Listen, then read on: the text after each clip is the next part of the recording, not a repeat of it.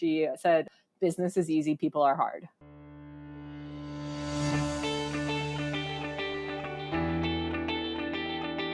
And I want a good show, damn it.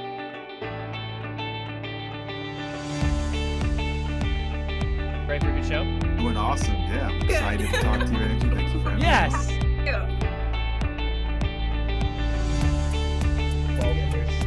I've always been doing big into archery, and my dad said, "Hey, you guys want to start an archery store?" Yes, that's how it was. Yes, of course. Let's do this together. Hello, everyone. Welcome to another episode of the E-Comm Show.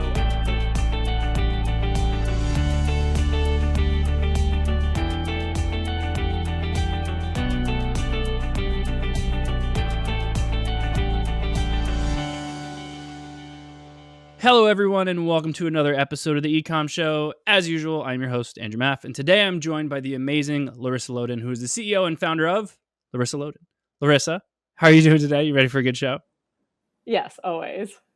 Super excited to have you on the show. For everyone who doesn't watch the podcast on YouTube or on the ecommshow.com and you're just a listener, Larissa is currently in the back room at her retail location in Mall of America, which is the way that I want every podcast done going forward, of the realities of owning retail, being an entrepreneur, of no, this is our life and we accept it, and none of this fake background BS like I've got going on. So Larissa, I greatly appreciate you joining us right now.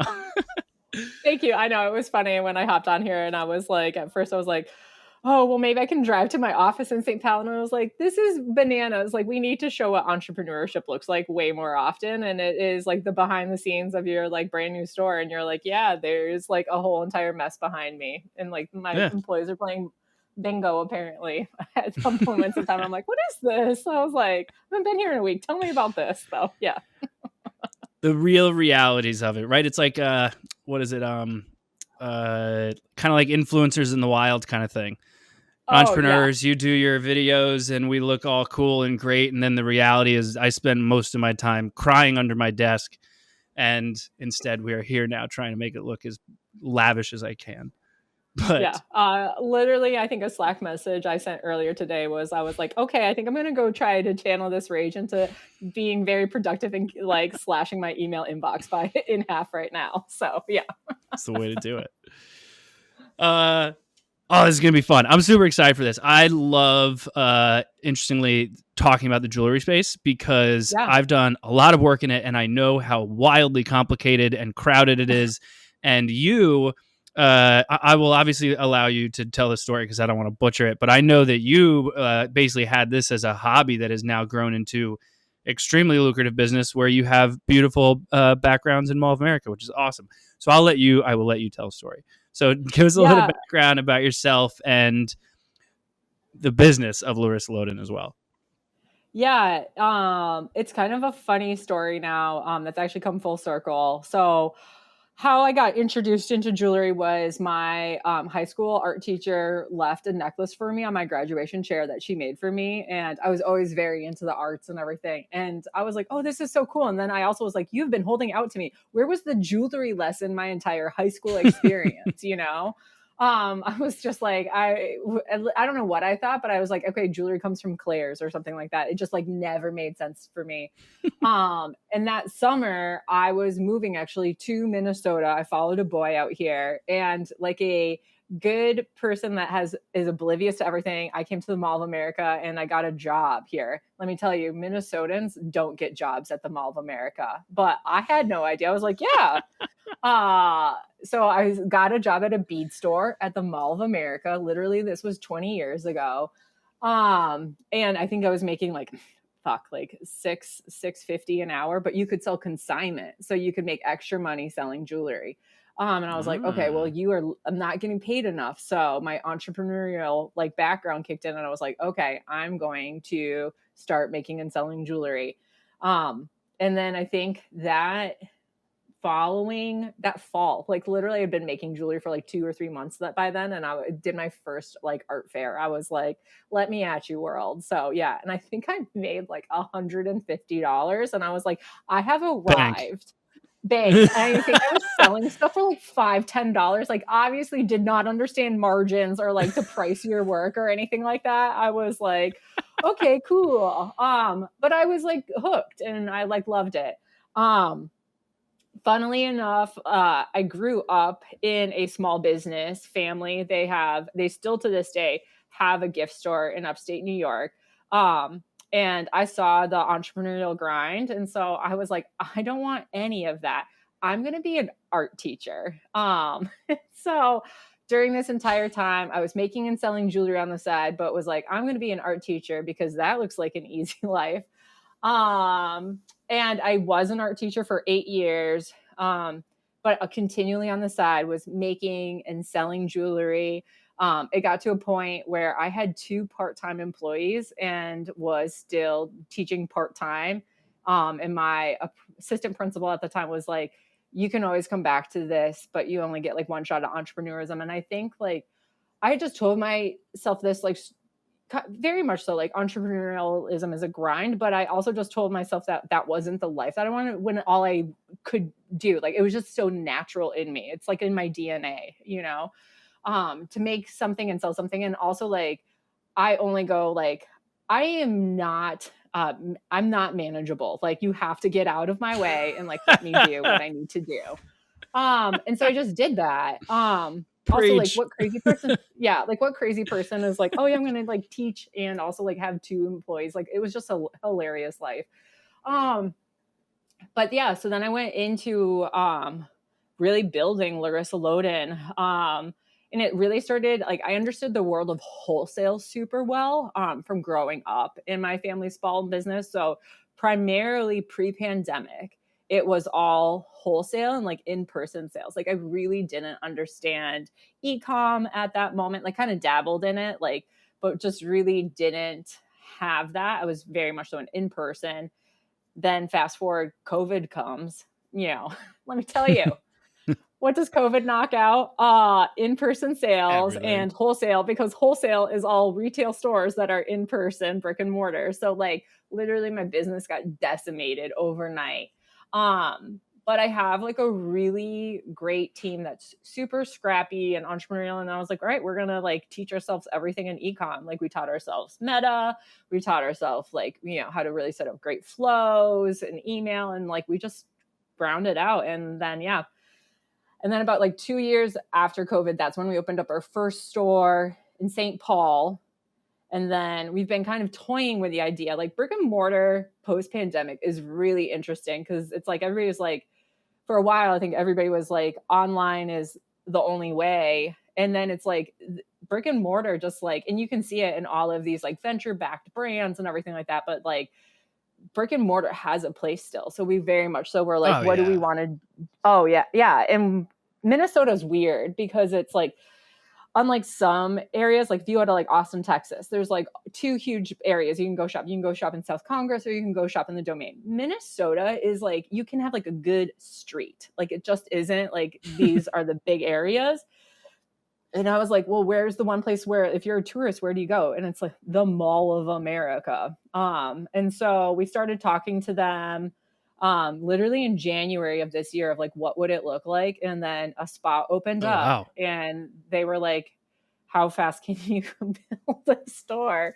And I was like, how much time do I have? And they're like, the store will be open. It will be vacant in 30 days. And then we can give you an additional 30 days. And I was like, all right. So from design to hiring staff and everything, we did it in about 60 days. Like, it was insane. What? That's nuts. But I love that though, because I tell you, like, when it's so, it's a challenge. It's a challenge, but also when it's so busy, like all of the weird fluff just goes away because you really know what your priorities are then, it's not this like, oh, is this like the next big thing? Or like, do I need to do this? It allows you to be, because your time is so finite during those moments, like it gets you really tactical and dialed in. So I kind of like love those times a little bit. That very much fits with an entrepreneurial DNA of being like, like, go from 0 to 1,000. That is, yes, in my thriving moments sometimes. Absolutely. So is the Mall America's location number 2, I believe, correct? Yep, it's number 2. So we really wanted to test this, to figure out if we wanted to have multiple locations. Mhm. So it's smart to kind of test it where we can control several variables.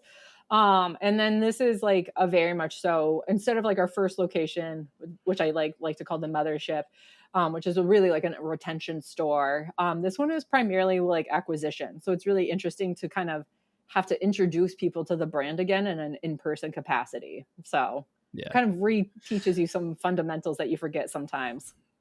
Oh yeah, but I'm sure. I mean, obviously, I know it's still early days, but I would imagine it's got to be a great opportunity to be in a mall like that, especially now that retail's really started to get back to where it once was, and it's all tourists, so it's people from all over the country, all over the world that get to meet your brand. So as long as they leave there and remember you, even if they didn't make a purchase then, you can find ways to kind of target them further down the line. Am I right?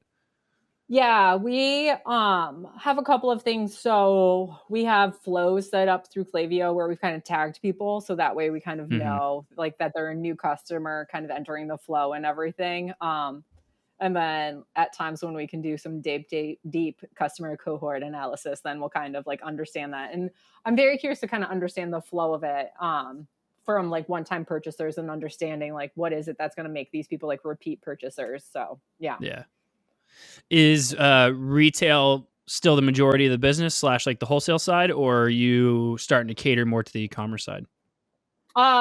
It's an e-commerce. So it's actually like the business last year we went with a new Meta partner.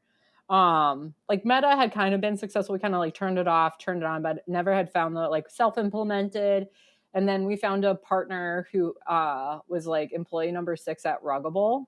And he helped us scale our Meta ads like nothing. And it truly like, I mean, we went to being a primarily D2C business last year. So we got to see the Oh, wow. power of what paid marketing can do in the right Mhm. hands. And this year's been a little bit more, this year is just real weird. Like it's like a bit Yeah, of it is. like, yeah, like this is what I mean of like it's kind of fun opening a store because it helps you get really dialed in because like I'm on some like D2C Slack communities and it's like, is Meta doing stuff? Is it because it's an election year? Like, you know, like you can get real into it like a little bit on like what it is. Like I would say like something's funky in the air right now, and it could be, and I don't think there's one thing, you know, I just think it's like a whole myriad of things. But yeah, we had Oh a yeah. yeah, we have a, I don't know if I can swear on this podcast or not, but Go for it. we Fuck have it. yeah, fuck it. So yeah, we have like a little stud that's like a little fuck stud, and it just like went insane online. It still is like our number one, like I mean, hands down, it's the hero product of the brand. Yeah. And that's like, it was funny because it's like technically like we have to be very careful with Meta around that, but yeah, that's like the thing that can't stop, won't stop. You know, she's the winner of the brand. Little fuck stud. Oh, Everybody I loves bet. her. Yeah. Have you ventured into the TikTok world yet? Sorry, is that TikTok and me have just this really weird relationship. I mean, social media and me kind of have this weird relationship, but I've tried. Maybe it's for me. I need to hire an employee that maybe like loves TikTok, but then also like, okay, content creators are like really fucking hard individuals to like manage Oh, yeah. because yeah, They're everybody like when I say this, I have yes, and I kind of have had this idea because content creators are interesting because it's like they have a lot of entrepreneurial tendencies, but they're not ready to go like full blown. Like they're just like a couple of things maybe aren't there yet, or they don't have the ideas, you know? So they're extremely difficult to manage, you know? And so TikTok has been something that we've tested. I'm trying to, at the moment, it's just a back burner for me. And I also feel like we kind of missed it. Like when TikTok was going crazy in 2000, literally like my business was tanking, you know, and I probably should have been on TikTok a bit more, but I was 6 months pregnant and pre-COVID, we decided to do a house reno. And the idea was that during that we would just kind of like travel around a bit, you know, so the house rental wouldn't be that big of a deal. Little did I know that then I was going to be sequestered to my house. Like literally we had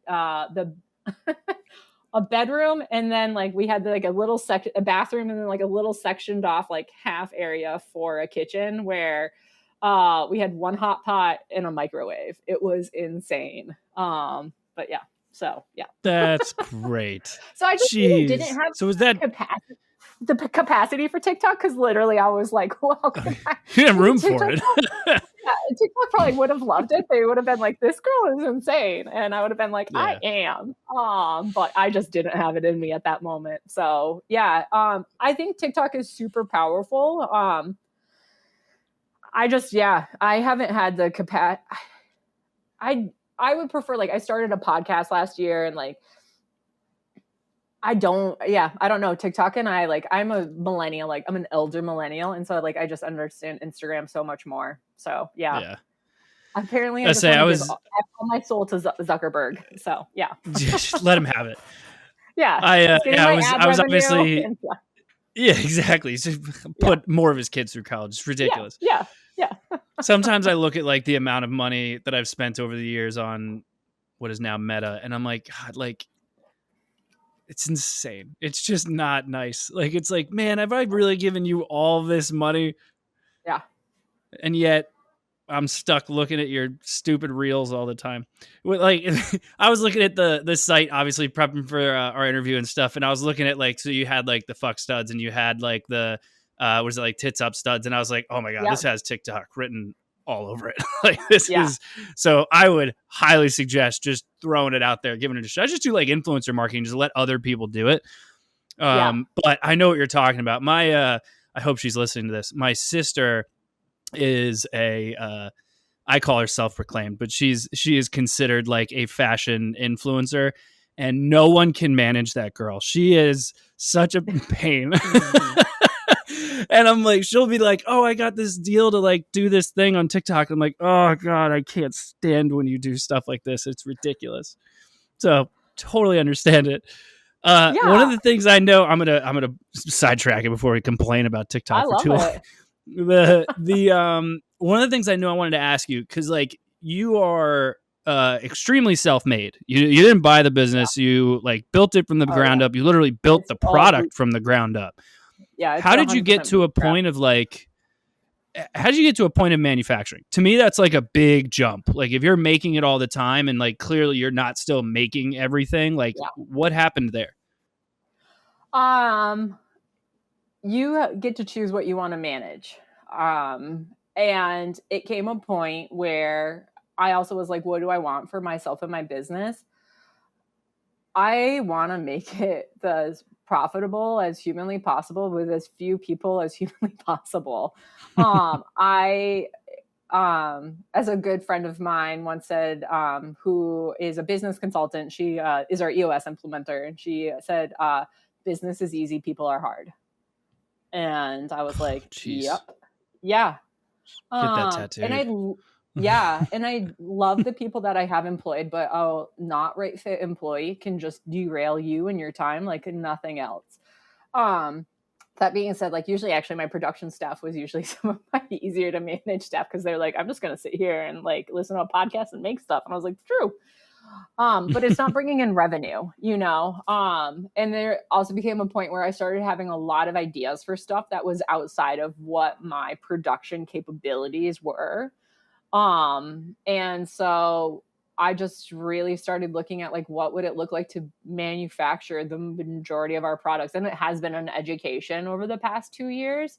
But one I wouldn't change, because the thing about production is that it's a whole nother area of the business that you have to manage in this very detailed way. From like, you have to get raw components to make them into like inventory, you know, like made items, like made inventory. So you have to have like track 2 different inventories. It just is like kind of nonstop. You have to have all the people.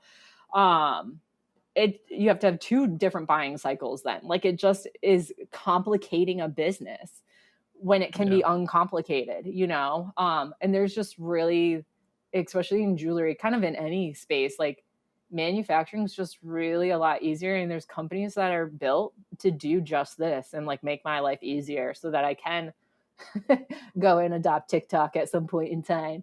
So yeah, that's why I made the switch, is really like those couple of things. But I think it's a really important thing of reminding yourself as a business owner is like, you get to choose what you want to manage. Like that's a choice, and I made a very like, I've been over time making these very serious choices of, I'm like, what do I want this business to look like and how would it serve me?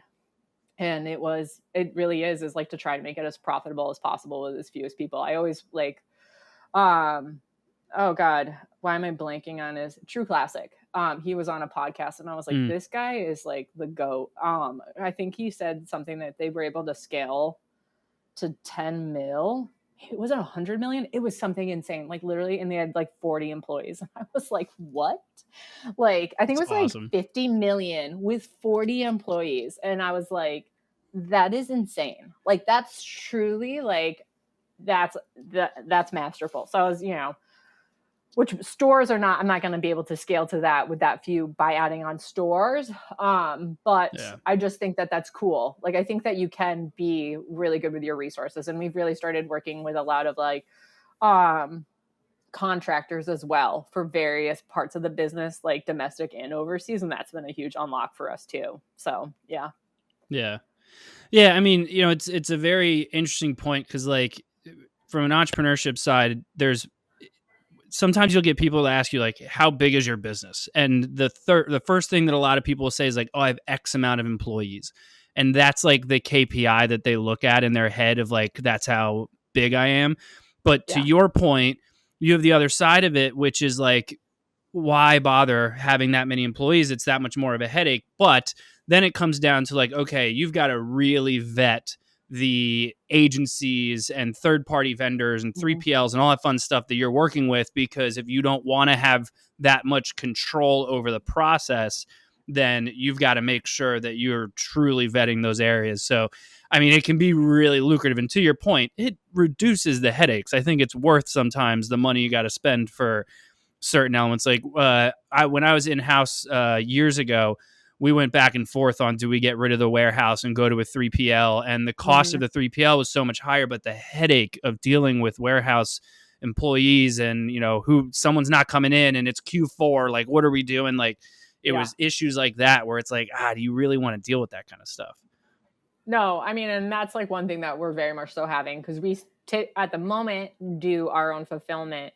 And we've kind of been like, what would it look like to go to the 3PL is kind of the next one, because it's very true. It's like, you get to choose what you want to manage. And like, we're at the moment now where we aren't going to probably make it in time to switch for this year. And like, already now we're like, okay, now we have to hire these temp employees and like bring them in, because I don't need you in January, So it's like, you get to choose what you manage, and something might look like it's more, but there's all the hidden costs of like having employees.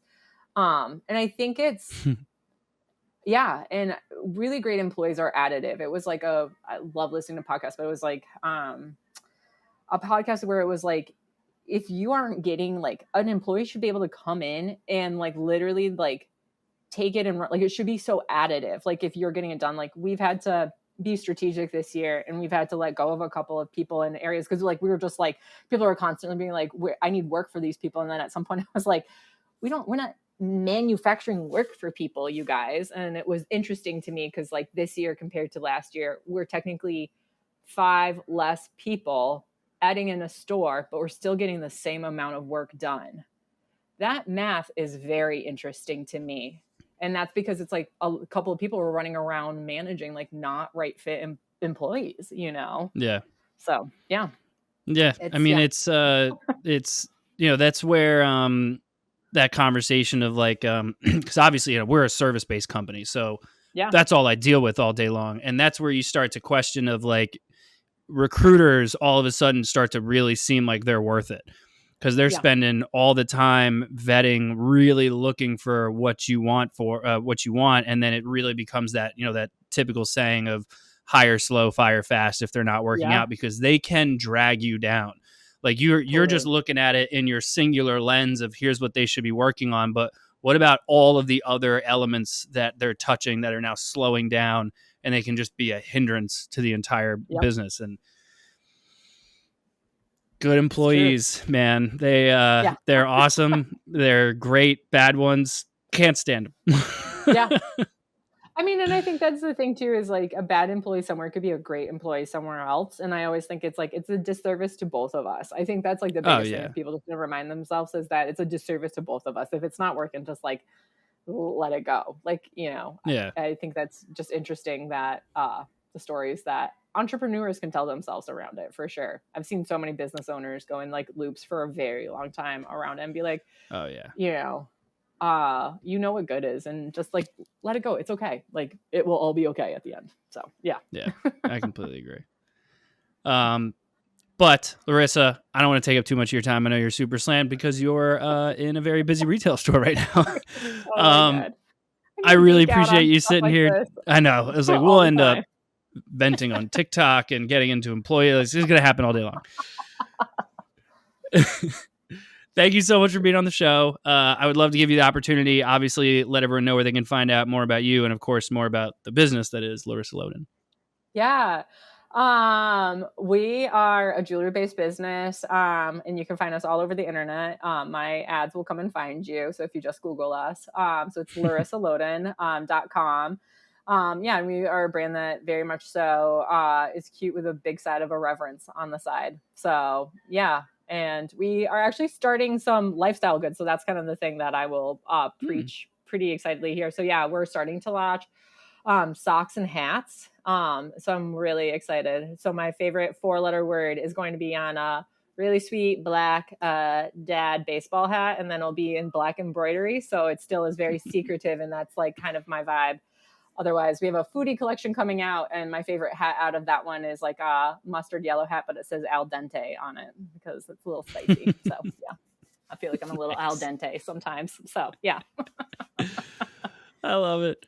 Larissa, thank you so much for being on the show. Obviously, everyone that tuned in, thank you as well. Please make sure you do the usual thing, rate, review, subscribe, all that fun stuff, or on whichever podcast platform you prefer, or head over to ecommshow.com to check out all of our previous episodes. But as usual, thank you all for joining us, and we'll see you all next time. Have a good one. Thank you for tuning in to the E-Comm Show. Head over to ecomshow.com to subscribe on your favorite podcast platform or on the BlueTuskr YouTube channel. The E-Comm Show is brought to you by BlueTuskr, a full-service digital marketing company specifically for e-commerce sellers looking to accelerate their growth. Go to BlueTuskr.com now for more information. Make sure to tune in next week for another amazing episode of The E-Comm Show.